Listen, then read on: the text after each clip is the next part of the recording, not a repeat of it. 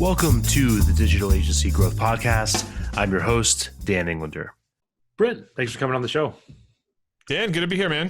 Yeah, absolutely. And I've known about your work for a while, and it's great to finally have you on. And it's probably a good time for it, just based on this crazy year we've had and how much things have changed. And I enjoyed reading your work because I think we agree on most things, especially on the topic of niching and specialization, which is why I think this is going to be kind of like a devil's advocate show where I end up like representing that agency that wants to stay kind of stuck in their old ways. But before we get to all of that, if you don't mind, I'd love, for those that don't know you, I'd love if you can go through your journey a little bit, starting the agency, founding UGurus, and so on. For sure. Yeah. So I started my agency in high school detention. I was not personally in detention. I was walking through. That's at least the position I'm maintaining. My business partner was serving some lunch detention, and I had heard through some friends that he was making money on the internet. This is 1999 for context. And I had some servers that I needed to pay for, and my job at the local fabric store at $6.25 an hour wasn't really cutting mustard for me. So I was building websites at the time. I was running a gaming website for PC games. I don't even know what it was. I mean, it was we wrote about games at the time, and I think it was just kind of fun to build a website and then keep rebuilding it. And I needed to make money to pay for the servers, and so first website we did was a candy store in Michigan for $500. It's a one-page e-commerce site. A lady named Sherney's, and she stayed a client of ours, I think, until 2009. And so that business started very humble beginnings. And when we sold it in 2012, we had 14 team members, about 300 clients in our active management, clients like Adobe, Dish Network, Anheuser-Busch InBev, and a bunch more, right? And we had, I think, done a pretty good job. And a couple of years before we sold, we started a training and education site for an Adobe product called Business Catalyst, and we were doing a lot of business training. I was teaching people about my sales process and project management and marketing, and that kind of took off, and we decided that we wanted to put more of our effort into that. So we sold the agency and started UGurus in 2012, and have been coaching digital agencies on how to grow their business since. Yeah, that's really great. And I guess one question I have is like how easy or hard do you think it would have been to have agency success if you were starting now, right? Because you were starting in 1999, websites were a new thing. You kind of found this niche. I don't want to say it was luck, but you found the right area to kind of like hitch your wagon to. What does that look like now if you were starting things fresh? I know it's kind of a big question. Yeah. I mean, look, in 1999, finding clients and connecting with people that needed this type of stuff was insanely difficult. One of our biggest clients ever at the time, right, when I was 18, 19 years old, was this golf products company that we kind of became a partner in, and we even created our own golf e-commerce site, a little niche thing. We didn't stay in that space for very long, but I met that guy through a connection in high school. A classmate of mine in computer science worked at CompUSA, for those that remember. Yeah. CompUSA, a computer parts store, right? A big, like a Best Buy of computers. I remember it well. So, imagine your biggest client comes from like the computer store, right? I mean, today you've got all these online ad platforms. You can spin up Facebook ads for $1. I mean, there's so many more ways to connect with people. And I think too, there's so many more ways to learn about what we do. I used to have to ride my bike or, drive my car right once I turned 16 up to to Barnes and Noble, and I'd buy these computer programming books, and, I would buy like one a month, and there were these giant thick, like Bibles, right? Dictionaries of HTML or Perl or CGI. And it was painful. It was like really painful. It was lonely, to find other people that were into like web design and internet stuff was like, it was really lonely. I think one of the guys that I had a server with was some dude in Oklahoma, and he had like servers in his basement. And I remember I'd sometimes call him because my server would be down, and I'd literally be like interrupting him for dinner. Like I could tell he was eating dinner in the background, and he'd be like, "Hold on," just so it was a different internet back then, right? And so I think that nowadays there's a lot more people getting into this stuff, but at the same time, there's like billions of people connected to the internet. Back in '99, there was like 200 million. So it's a totally different ball game now. But I think it's a lot more exciting. But there's also a lot more competition. You know, like a lot of people can build websites super fast and easy. But then also, you know, there's some, you know, people are getting paid for a lot more diverse services when it comes to web now. Yeah, that's really funny. It just, and your story kind of brought back a bunch of memories. And I'm 34 now, so I was probably like 10 or 12 in the 90s. And I remember if I was a kid today, I would just be able to like log on, basically play any game immediately, no training necessary. But back then, I remember my dad had to like log into MS DOS, and in order for me to play Doom or Doom 2, which I had no business playing at that age, but did it anyway. Parents didn't know, right? Parents didn't know. They're like, oh, they're playing computer games like Pac-Man. Yeah, exactly. Right. But and then going to the store too, going to the computer store to buy games. So that makes a lot of sense. So kind of like moving things to the present day with you gurus. One topic you write about a lot is specialization and kind of the importance of niching. Has that changed at all this year? Like, what do you say to that agency that's like, oh, I'm so glad I didn't niche because this XYZ restaurants got hit so hard. I'm glad I stayed a generalist. I don't know, man. A lot of people that were niched in restaurants made a lot of money in the pandemic because, you know, I mean, restaurants were one of those markets that kind of went up the creek without a paddle. And the people that helped restaurants navigate that, whether it was online ordering, takeout, delivery, etc. We had a guy, Brent Linkletter, who runs Misfit Media on our, he keynoted one of the days of our intensive last year in December. And I specifically had him on because I was like, hey, you're all in on restaurants. How'd it go? And they got decimated for like 2 months. It was bad, right? But they ended up finishing the year like with 250% growth year over year from 2019 because they completely repositioned their offers. They ended up becoming like they 3x their profitability because they streamlined. They got really crazy about, you know, chat and discounts or, you know, like direct sale discount kind of coupon type offers. They got really crazy about some specific like paid ad funnels into a chat type of rep. I mean, they went like all in on, we're going to build a lab and we're going to figure out how to get restaurants back into business. And, you know, and they ended up like, yeah, it was a really difficult few months, but they ended up like pushing their business forward. They founded a SaaS, so they now have their own software as a service for restaurants. And so, you know, I always come back to, you know, imagine we're not in a pandemic, right? It's kind of business as usual. So those 2 or 3 months where everything got turned upside down and like the world became a snow globe, you know, let's put that aside.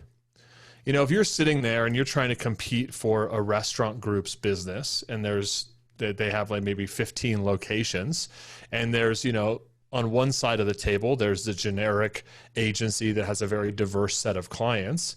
And on the other side of the table is the agency who lives and breathes restaurant world and has, you know, intellectual property, has SaaS, has proven processes and systems, has account managers, client success managers, marketing specialists that are 100% dedicated to restaurants. I mean, I don't know. Maybe the generalist agency every once in a while will win the deal, but in 6 months when that restaurant's upset that they're not getting any results, like they're going to come back to the company that knows how to get results for those clients, right? Now, there's a lot of niches out there that don't have highly specialized firms. There's a lot of businesses out there that are in niches that still like to work with agencies and people that they know, like, and trust through personal relationships or referrals. So it's kind of like it's almost like the big pizza, the pizza market, right? Like there's Pizza Hut, there's Domino's, and there's like all those local kind of players. Like, I don't think that generalist agencies are ever going to go away. I think that there's just a competitive advantage to being specialized and being niched. And the fun part is if you've gone through the niching journey once, it gets a lot easier the second and third and fourth and fifth time. Like, I'm on my 13th niche. And so for me, I feel like I have a playbook for niching. So if my niche did explode or implode tomorrow, I feel like I kind of know what to do to spin up faster, better, stronger in the next niche. And generalist agencies don't have that playbook, right? They're still kind of going, hey, we love saying that we can work with anybody for everything. And that's cool. I've seen $10, $20 million a year agencies use that model. And I always tell people it works until it doesn't. right? When you don't have proven marketing channels, when you don't have IP, it's great until maybe one day when it's not great, when you don't know where your next lead's coming from. Right. And then sometimes it not working can be just like a slow death, death by a million cuts, as opposed to just like one bad thing that happens, which I think is the less ideal scenario. So I think with that, niching and specialization has kind of become, it's a drumbeat we've been playing for a while, and I think more and more people are getting on board with it. I think what we tend to see a lot is just lots of hand wringing. We see lots of agencies that are like, well, I like to do work here. This other area looks like it's growing. It reminds me of kind of like day trading, like what area is hot right now, and so on. So I'd love to hear, like, what are your thoughts on a good framework for actually figuring out, hey, we have this giant grab bag of industries we've worked with. How do we actually figure out what to commit ourselves to over the course of the next X years? Well, the first thing that I always suggest people to identify is there already a market or lowest common denominator that you serve that you're just not really that aware of? So I've had people, for instance, that are, they're trying to vertical themselves when really they work within a really awesome horizontal, and they don't necessarily need to verticalize themselves, at least right now, right? And so think about that very broadly. Like if sometimes agencies are like, hey, we're e-commerce specialists. Well, that's not really a very good horizontal even, right? But then you ask them, well, what system do you use? And they say, well, 80% of our stuff is WooCommerce, and we do a little bit of Shopify, right? And so it's like, well, could we just cross that chasm of, going from, hey, we're an e-commerce shop that specializes in a few different tools, to like, we're a WooCommerce shop. And then could you take that even further? Like, we're a WooCommerce business that helps, membership companies or whatever, right, grow and scale their business, right? Or solve complex membership portal issues. Because like if you're a business that has a membership portal and you run it on WooCommerce, like you got all sorts of complicated problems, right, of scaling that platform. And there's always going to be enough work, right, for that type of person, right? So that business might not need to go out there and become, just work with educators or coaches or, or doctors or dentists or whatever, right? They might be sitting on a horizontal already. And so one of the things that I look at is, hey, are you already serving a niche? You just don't know how to talk about it yet, right? Like maybe there's some consistent like conferences that you're already going to. Maybe there's some groups of people that you're already involved with and presenting and sharing on a regular basis. So I think the first step to niching, or if you're not niched, is just become aware of like, who are your clients right now? And are there verticals? Are there horizontals? And then also take that a level up of look at your marketing channels, right? We know that you're going to get clients through referrals from existing clientele. And then sometimes people use this phrase of word of mouth. And so I always ask them, well, what does word of mouth mean? Do you have a few people that are referring you a lot?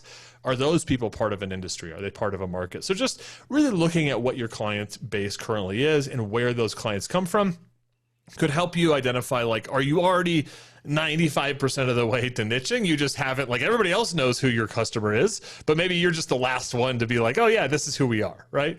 And so one of the things that we did when we went through this process is I printed out all of our customers from FreshBooks at the time. And I just went through at a coffee shop, client by client. And, I put like their industry, I put, where we got them. And I tried to be really specific. Like, we got this client through referral, but who actually referred them and in what way, right? Why did they refer them? Was I talking with them often? Was I, did I see them again at a conference, right? So I really tried to deconstruct like what our business was today, because it was a successful business in its own way. We just didn't have a very clear market strategy. Right now, beyond that, if you're looking at your clients, I mean, the three things that I tell people to look for is, does your market make money? Do they spend money? Do they have money? Right. So just think about that money bucket a little bit. Are they spending money on your services already? I had the false belief that, I'm going to go out there and find people that don't have websites and sell them websites. And I always tell people, like, it's really hard to sell religion to non-believers, right? Like, because it's just a big jump. And I think that a lot of people think, oh, if a business isn't advertising, then they could be a great advertising client. The reality is the people that already have websites, that are already investing heavily in social media, that are already investing in ads, Google ads, Facebook ads, et cetera, those are way more ideal clients.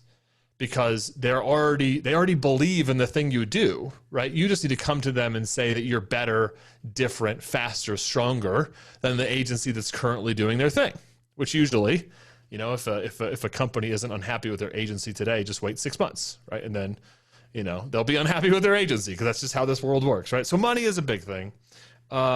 Interest. Do you have an interest in what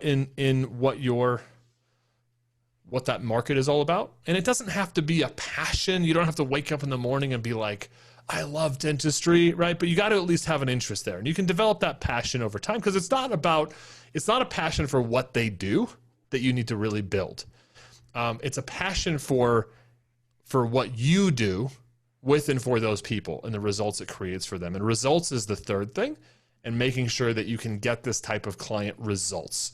And when you get somebody results, let's say at Facebook ads, if they're a dentist office, my belief is, if you've got even the slightest interest in dentistry or the practice of a business, right, that they're a local practice, that they help local people, and you're able to get them insane results, is that what's going to happen is you're going to develop a passion, not for dentistry, but for getting new patients into a business, right? That's going to be fun. You're going to get calls from the dentist being like, oh my gosh, right? Turn it down. We're blowing up, right? And I always use dentists and common niche examples, but there's so many niches out there. So money, interest, and results are kind of my three big things to look at. And after that, if you still can't decide, I'd flip a coin. Yeah, that makes a lot of sense. And ultimately, it sounds like the risk of doing nothing is going to far outweigh the risk of choosing something and then having it go wrong and correcting course, right? So that makes a lot of sense.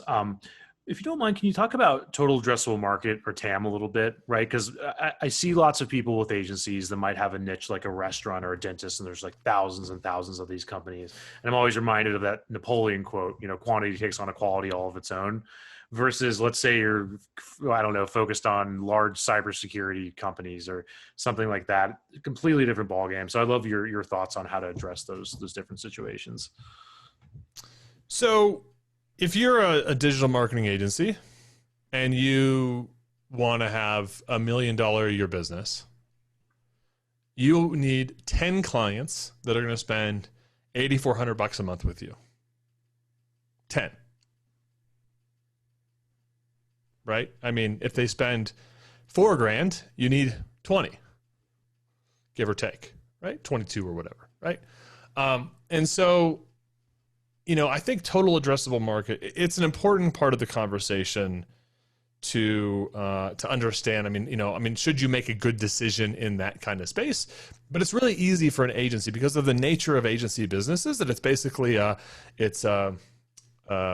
it's staff augmentation, right? People hire agencies because they don't have the expertise in-house, or the agency has unique, processes and whatever, right? But most agencies exist because the business doesn't have an internal Facebook team, right? Or they don't have enough budget to hire like 5 full-time people to manage their website, right? They can buy a little fraction of a web agency, and they get like a web designer, a web developer, a digital marketer, an SEO person, and they only have to pay like $3,000 a month. Right.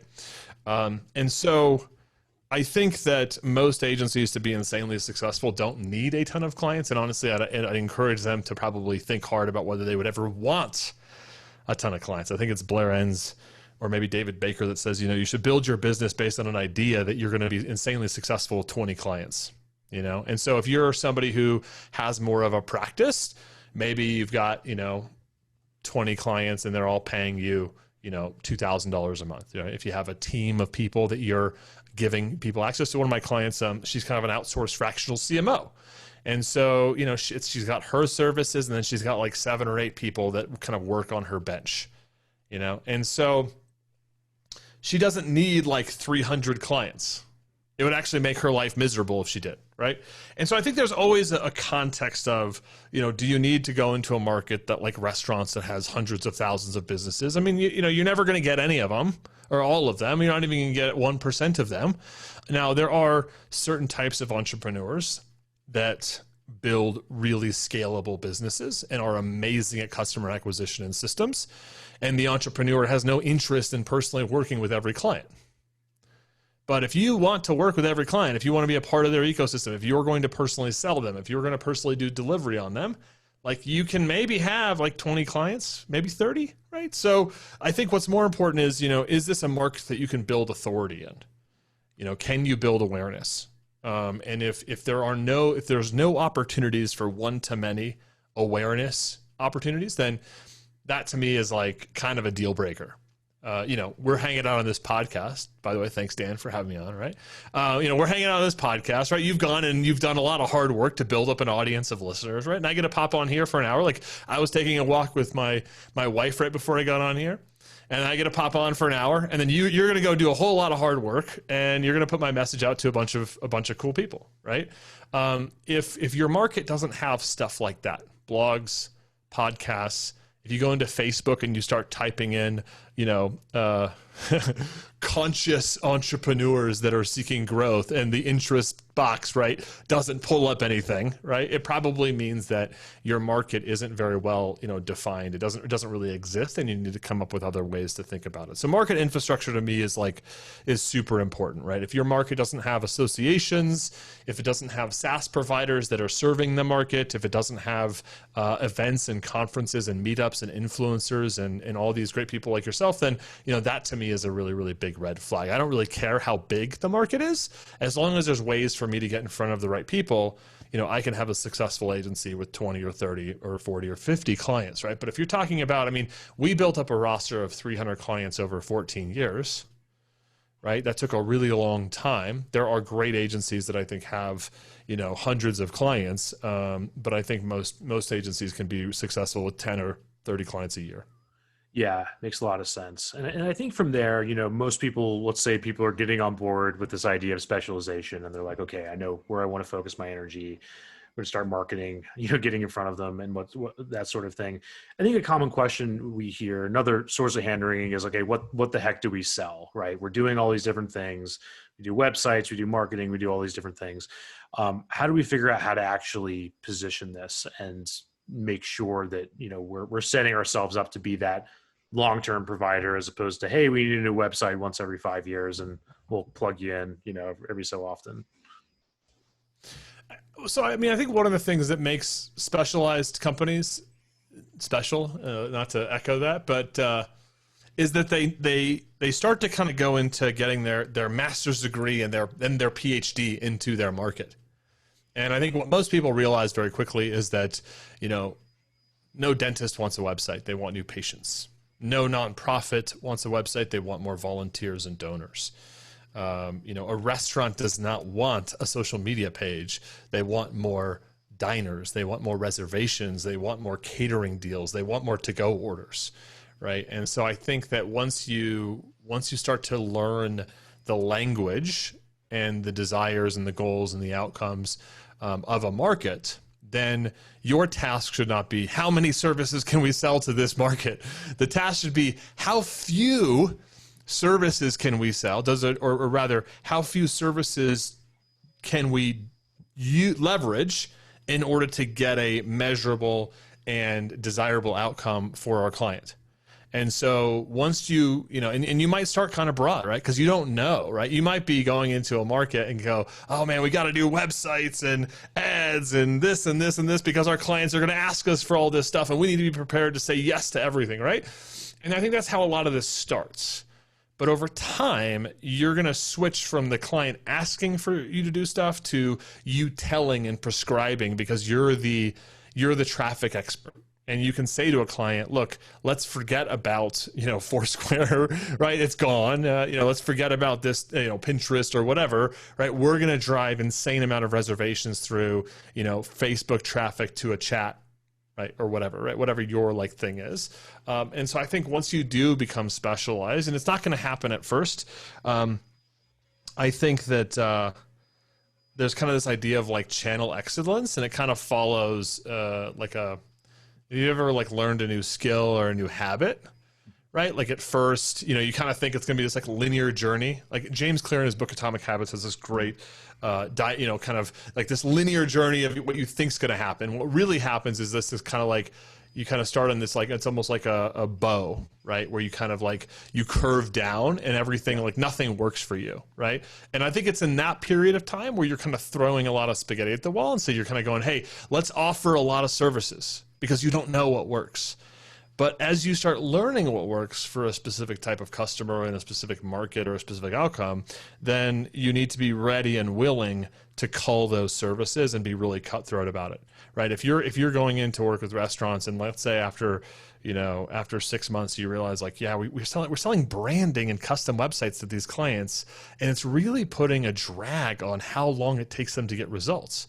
Like, we're spending 8 or 9 months talking about visual design and blah, blah, blah, when really this company, they need like butts and seats, right? And so you need to be willing at some point to say, to prioritize the clients, what they want, right? What the market wants over maybe what you personally find satisfaction in. And I think that's probably one of the biggest challenge areas for people, because there's people that are just like, I'm a brander, or they're like, I'm a social media marketer, or whatever they are, right? Today, they get into their market, they realize that the market wants something else. And instead of like meeting that need, they fight it and they have resistance to it. And I think that causes a lot of problems for people. Yeah, that makes a lot of sense. And to dig into that a little bit more, Robert Rose has this concept that he talks a lot about called the smile graph, right? Where you have like a value chain over time, and then there's on the top left of the value chain, there's strategy, and then you go down to this like trap of commoditization where there might be the people that just are generalists or build websites or do this or that. And then you come out the other end and there's the measurement people, the one who kind of tie back to strategy again. I just love to hear your thoughts on that. Like, do you think, and I've sort of seen this in my travels too. It's not just conceptual, where there'll be an agency that whatever they do social media posts or they build websites, and then they want to take over a bigger part of the strategy in order to get better results for their clients. And then they kind of get friend zoned. It's sort of like, aren't you the guys that build websites for us? I don't think so. So I'd love to hear, like, do you agree with that dynamic? And if so, how do you deal with that? Well, I think it's definitely hard to, it's, if you present yourself in the friend zone, it can be hard to reshape perceptions later. And we fell into this, right? We sold people websites, and then at some point we were like, hey, we have all these people we've done great things for and gotten them great results. We should go back to them and sell them other stuff. And so, and if you look at like what the process of branding is, right? It's like there's a perception of your company in the marketplace. And, and then you have like your perception. And a lot of times there's a big gap between like what people perceive you as and what you perceive yourself as, right? So if there's a big gap here, right, then you need to go through a branding process to change the perception of what people have about you. And you need to do things, right? You need to communicate differently. So like, for instance, when we showed up and we sold somebody a website, and then a year later we came back to them and said, hey, we want to do SEO for you, we want to do social media for you, they were kind of like, but you guys are the website guys. It's like, oh man, that hurts, right? We got friend zone, right? So then what we had to start saying is, okay, well, we're not going to sell people SEO and social and digital ads right up front, but we need to start telling people about the why behind our business. And our tagline went from, we make great websites to, we help you get more leads and customers using your website. And so, or a value proposition, right? And so every time I'm talking to somebody, from the very first time I meet them, I'm setting a perception of, hey, let me tell you a little about why our company exists, right? When I started this company, it was because I loved building websites. But then I realized that every customer coming to me really wanted something else. They didn't want a website. A website was just a means to get them there. Right? And in our discovery process, we're going to get really clear on what you want. And in that process, we're going to identify what we're going to build for you. And a lot of it might start with a website. We view the website as kind of like the hub, right? That's the thing that you own. Nobody can take it away from you. It's not Facebook, right? We're going to focus on building the hub into a high converting website. Now, once we have that hub, then we're going to focus on traffic, and we're going to drive more qualified people to your door, right? And so we can either engaged in one big contract and do this for the next couple of years. We can do this in phases, right? We can do a project and then a retainer, right? We've got different ways depending on how your business wants to attack this problem, right? But I'm setting that expectation from the very first meeting that I have with them. So while I might not be doing an SEO contract with them right away, I'm getting them excited, right? I'm planting a seed. I'm framing ourselves in a way. Now, if you haven't done that, then you need to engage in some kind of a rebrand, right? Now, it doesn't mean changing your logo. It means changing the perception of what people think of you. And it might be something as simple as sending an email to your entire client list saying, hey, we're putting a stake in the ground. We're no longer, agency ABC that builds websites. We're agency ABC that builds amazing online businesses. And we view the website as just one component of that. And you're going to hear from us over the next 6 to 12 months about how we're changing the game for our clients around search and traffic and whatever, right? So you've got to have some kind of process to get out of the friend zone, right? Yeah. And you've got to also be willing to kind of probably lose some clients over it, right? The people that are not willing to come with you on this journey, that you probably, I know a lot of agencies that are like, oh no, we'll just keep them. We'll keep them as legacy clients. But there's something about that, right? Like we kind of accept what we're willing to tolerate. And if we don't want to be in the friend zone, we want to be doing something different with our clients, then, you got to cross that bridge, right? But it's hard to compartmentalize because your team's going to see it, your clients are going to see it. Those clients that you're currently working with in a legacy fashion, they're going to refer more people like them to you, right? Like versus getting more and more people that are who are ideal clients for you. So I definitely recommend not getting stuck in the, I love that, the friend zone. One thing that I'll add, if I can, is I do think that there are some companies that get really, and this is a new trend that I've seen in this kind of done with you or strategic advisory capacity, where they want to just do strategy.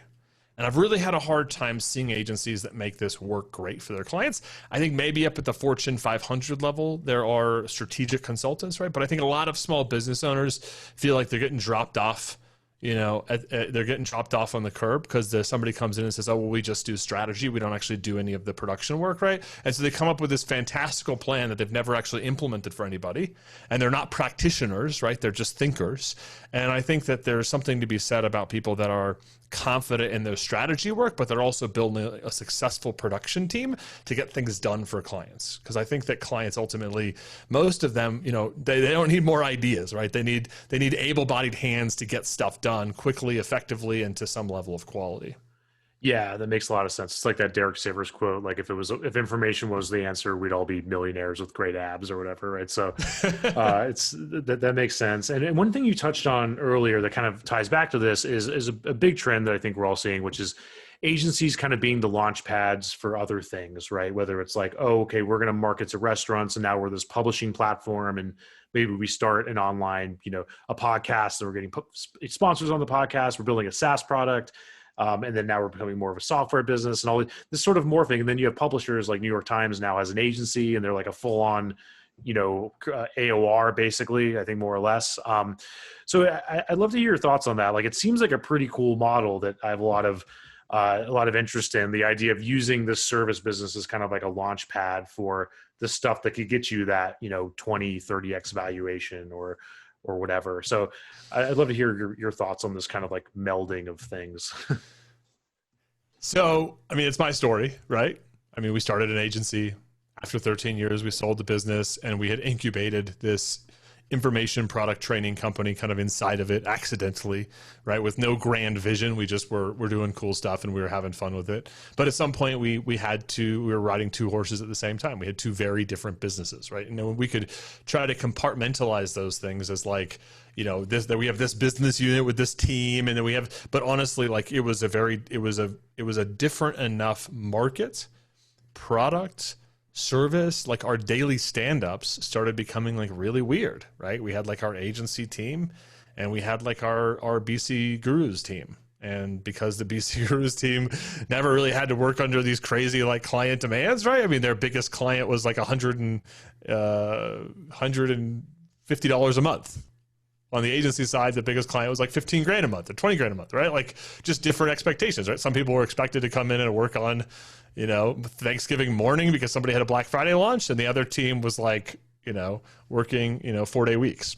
And so I think it can be a good thing, but my hunch, Dan, is that the road of agencies moonlighting other projects is way more littered with massive failures than successes is my hunch. I don't have any empirical evidence to back that up. But I think that in my conversations with people that have tried to launch their own products, whether it's their own content management system, their own, SaaS platform just for agencies, right? Or whatever, right? There's a lot of software that ended up in dead ends. There's a lot of courses that have never been bought or not at any meaningful level. And I think that there's while there could be some upside, and I definitely have benefited from that. I think we benefited from a lot of luck of timing and a lot of really fortunate kind of things.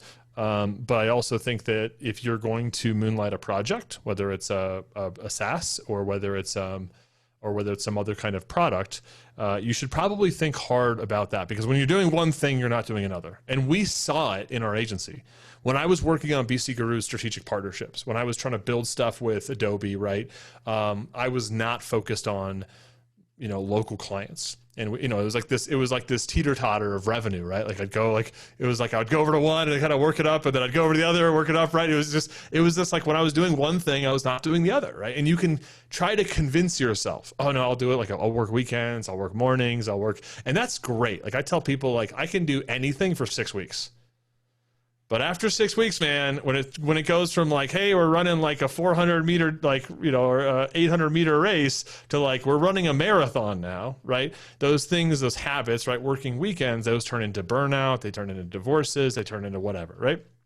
And so I would think long and hard about diversifying out to other types of business models, because it's going to take up headspace. It's going to be what you think about in the shower. It's going to pull you away from your core business. And I think that more often than not, those things lead in failures, both for the product, but also for the agency. Like I've watched agencies, like multi-million-dollar agencies, evaporate. I've got two close friends that ran multiple seven-figure agencies that are both no longer today. They don't exist. And in both cases, there was a clear moment where they started to launch other business models, whether it was a SaaS or a different type of product, right? And they tried to split their team in half or whatever, and then like 2 years later, they're gone. And so I think there's cautionary tales there, and you should think like long and hard about that. And the last thing I'll say on this, Dan, because this is obviously a topic I've lived through for the last 20 years, is if you're going to do it, if you commit and you're like, I'm going to do it, I'm going to moonlight, I'm going to do another thing, right? At some point, you're going to need to make a decision of, who's going to drive both of these things, and the sooner that you can, if something is gaining traction and success. I'm actually recently a partner, a passive partner in a business called Unlimited WP. And the CEO and founder of that company, Ronick, I kind of forced him to make a decision. He had a few different projects going on, and he's like, I can do all of these. And I was like, dude, we're either going to scale this thing like big time, or we're going to kind of do like this mediocre thing, right? You can't be everywhere, all places, right? Like maybe one day when you have a big exit, you'll have the resources, but we need focus, right? And so he went and got a driver, somebody who would just take over and drive his other initiatives, where he could completely get his, wash his hands of those things. And so he could focus on his main thing, right? So I think at some point you just need to decide, what's your main thing, and anything that's not your main thing. Is there a team member? Is there a strategic partner? Is there somebody else that can take this over and take full accountability of the success or failure of it? And I think that if you do that soon enough, hopefully it can protect you from, being one of those cautionary tales. Yeah, that's really helpful. Makes a lot of sense. I think that's a good warning for people. And if you don't want to be asking kind of a personal question, but why did you gurus make the jump for you as opposed to sticking with the agency or staying the path with the service model there? So, and it is a good question, because it's kind of a little bit personal, but we started BC Gurus, and it was a passion project. And after about 6 months to a year, right, we started getting these like thank you notes, and and we'd gotten like thank you notes before from clients. Like you would get like a thank you note from like Dish Network, right? It'd be like, thanks for being great, and it was like printed, like it was signed by a printer, like Dish Network team, right? And nothing about that, right? They paid us lots and lots of money. I'm very thankful of that. But it was like the traditional like Christmas card type of stuff, right? And so with our training and coaching business, we started getting these like letters in, like 6-page handwritten letters about somebody's personal story and about how their life was fundamentally changed, and how them discovering a random blog post took them down this rabbit hole of learning how to actually run their business. Because I think a lot of us within the web space, we got interested in like building websites or coding or whatever, right? We didn't go to business school. We didn't get a certificate of business. We didn't ever learn about marketing or sales or whatever. And that was my story. And so we started getting these thank you letters in, and we created this wall. We called it the thank you wall at our office. And it was floor to ceiling, maybe about 8 or 9 feet wide. And it was super ghetto, like thumbtacked, like right into the wall. Like every time we'd get one of these, we just like thumbtack in the wall. And at first it was like this little section of the wall. And then it was like the whole wall. And then I told my office manager, hey, can we get like a bulletin board for this? And then we filled up the bulletin board and we started going outside the bulletin board. And so at some point I like looked at that and I'm like, man, this lights me up. Like, I want more of this, and I don't know where this is going to lead, but like if I had to choose between, 2 companies, right? Both of them were making pretty good money at the time. And, but I needed to focus on one. I said, one of them is like, we're doing really cool stuff. We're building great things for clients, necessary things. But on the other one, like we're seeing very real evidence that we're having like direct and measurable impact on individual people. And so we just looked at that, and I took a couple weeks off for my honeymoon and had the first break in a decade from my business. And I thought about it and I said, something needs to change. And I came back from my honeymoon, had a meeting with my partner and said, I think we should go do this other thing. And, do you want to come with me, or do you want to, keep doing this? And he was like, I want to come with. So we put the balls in motion to make that happen. Yeah, that's really great. And I love that story because it's super tangible. You can imagine that, and it's a really great signal. I think that you're heading in the right direction there. So kind of getting towards the end of the time, I know that you, I think about a year ago, published Get Rich in the Deep End, if I have that right. Yep. I'm about halfway through my first business book in 5 years. So I want to selfishly pick your brain about it. Why'd you decide to write a book now or a year ago, I guess, at this point? Yeah. So the book started, so we published in 2020. I think the book started in some shape or form probably in 2017. I started the writing process, and I kind of wrote the book, and then I met with a friend of mine, Aaron Rickson, who ended up being the co-author with me. And I said, hey, here's this thing I have. And he was like, hey, it's awesome. It's great. We have something here, but I need you to start over. Right. I was like, oh, okay, cool. And so we, I think writing a book, it can be a simple process. I think some people use like, ghostwriters and this or that. I think I put a lot of work into it, not to say that like that's better than other ways. I think it just meant that the process took a long time.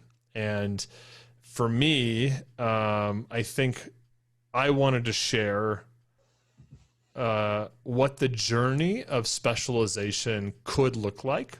We created a character named Heather. Heather's kind of an amalgamation of my own story and several of my client stories. We kind of put together to create a narrative to show the ups and downs of what you go through when you go through this process, because there's a lot of articles, there's a lot of books about niching and specialization. And so, well, while we wanted to provide the tactical information in the book, we also wanted to cover like the real human aspect of it, because, I think as we've talked about today, like niching and specialization, it's hard. There's a lot of fear. There's a lot of uncertainty. There's going to be a lot of rejection.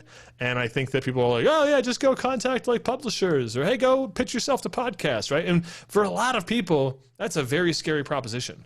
And so we decided to kind of cover this, create this narrative of Heather going through the process. And I mean, that's really when I got lit up about the book, was when Aaron and I kind of were like, I had written some little snippet, like little story, little shorts in the book about some characters. And then, he came back and was like, hey, I think this is something we could create a whole, like, this could be the book. And I think at that point, like, it really just lit up for me. And we wanted to create something that was both very tangible, of like, here are the things that you should probably think about when you're going into a market, but also here's what that process is going to look like. And I've been very, influenced by like E-Myth, and also Gino's book that Traction. he did. Yeah. Well, Traction.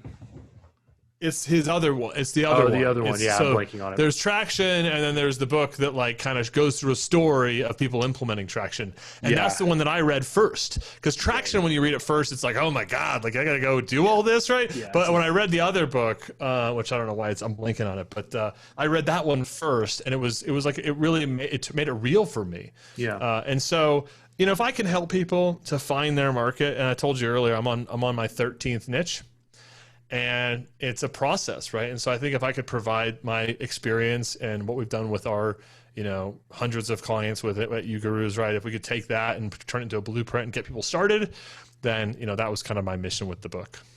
Yeah, and I think it's a really important topic because there's this great quote that I love, and it's basically, I forgot who it's from, but it's essentially like reality has a surprising amount of detail, which sounds like a very simple line, but it's the idea that there's the amount of detail is continuously surprising, right? So the idea of being a generalist, especially as there's more and more information and more to the world, it just makes less and less sense, right? So I think it's a really important topic. And one thing, this is completely off topic, non sequitur, but one thing you said reminded me of that Mitch Hedberg joke with your co-writer, where he's like, I like it, but I think you want to go, you should restart it. Where it's like Hedberg and he says, I know, I'll just make a copy. Yeah, I mean, dude, I think if to kind of go meta on the book, I think that if you were to write a book or start writing a book, my advice being on the backside of it is to, you know, bite the bullet. And if you're really serious about it, involve smart people that have done a lot of stuff with books early in your process. And I mean, I think there's something to be said about like doing the work and like putting enough energy into it to realize it's going to be a real thing. But I also think that, you know, we moved dirt we moved dirt twice, so to speak, a few times in the process because I didn't have, you know, Aaron involved early enough. We ultimately hired a company to help us take the book to market. Interestingly enough, that you know, while the manuscript didn't change in a material way, there was some small tweaks and polish that they brought to the table. They ended up changing the title, which was a really emotional thing. And so I think there's things like that we just involve people like late in the game, and if we would have involved them earlier, it could have cut down the rework substantially. And so I think if you are interested in writing a book, you know, I think if you reach out to people that are in that space, I'd highly encourage you to do it. And honestly, and here's what will probably happen. You'll do that and you'll go talk to them and they're going to tell you how much they cost, and you'll probably vomit a little bit in your mouth. And the reality is you're probably going to have to pay it anyways. So you might as well pay it earlier in your process and get their help all along the way, versus what I did was we were pretty much, you know, we were at the finish line and then we really started engaging, you know, some people at that level. And so I think that, you know, there's definitely, if you get help sooner, it can be a blessing for you. Yeah, I couldn't agree more. In fact, in a half hour, I'm doing a workshop on my book just to kind of like put it out there in public before it's ready and get feedback on it and stuff. And I do the poor man's version of what you described, which is basically just me annoying my very high level copywriter friends until they give me feedback on it. So that's another. Just one more read, right? Just read it one more time, right? I'll buy you a sandwich or whatever. Yeah. I read Ryan Holiday when he was writing. I don't know if it was conspiracy. I think it might have been conspiracy. I think he has this practice now, but every time he prints his book out while he's in the rewriting process and he finishes marking it up and he finishes kind of going through that version of it, he shreds it. And then he uses it in his compost bin and he walks it into his compost or something. So he literally like gets to like squish it into like the muddy dirt with his like bare feet. And so I think if that gives you a visual of how writers feel about that process, it is a very painful, challenging thing. So good luck to you on that. Yeah, it's a good thing he's a stoic. That probably helps with all that. So Brent, this was so much fun. I really appreciate it, Matt. And how can people follow what you're up to, get in touch, all that good stuff? Yeah, I mean, you can check out our website, yougurus.com. That's UGURUS.com. Or if you're listening to this podcast and you made it this far, drop me an email, Brent@yougurus.com, and I'll hook you up with, we've got this kind of field guide for the book, Get Rich in the Deep End. So obviously you can check that out on Amazon. But if you drop me an email and just say, hey, I would love to get the field guide, then I'll shoot you some additional resources. And right now the book is like $3 on Amazon Kindle. So there's really no reason not to get it. Yeah, definitely recommend it. We'll get it all linked up. And Brent, thanks again, man. Really appreciate it. Thanks, Dan.